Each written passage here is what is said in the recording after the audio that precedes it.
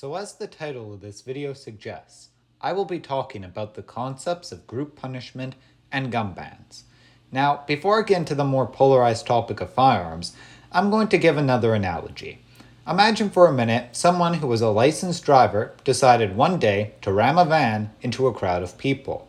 Because of this action, many are now dead and many more injured. Don't believe me? For Canada alone, there are two cases I can cite: the Toronto 2018 van attack and the 2021 van attack. If you say those aren't so bad mass casualty wise, go check out the Nice van attack and get back to me.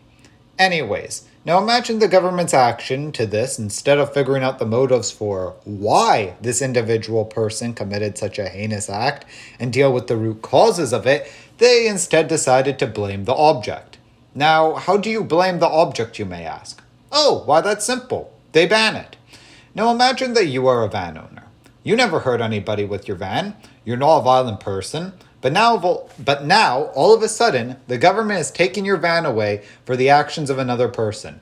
If you're lucky, they might compensate you, but it's probably not going to be a fair amount. As well, there's a good chance you now feel alienated. You might even be thinking, this is completely unreasonable. Why do I have to give up my property because of the actions of someone else? The response you're often going to receive in response to that is that the van you may have owned for decades now suddenly is too dangerous to own for the public. That someone might do the same action of the individual who committed the heinous act again. So essentially, you're being punished based on the actions of other people. Now, is that considered reasonable in any other part of our society? There's a good chance you probably found the van example unreasonable, so why isn't the same sort of logic applied for weapons?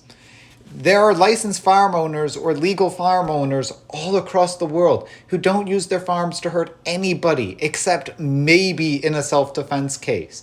However, for the most part, it's to hunt, collect, target shoot, or competition.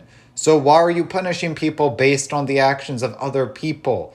Taking someone's property away from them when they did nothing to deserve it is a punishment.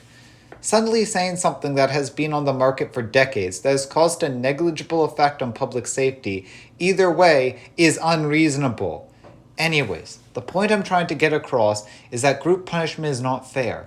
A gun ban, just like really any ban, is unreasonable to the property holder.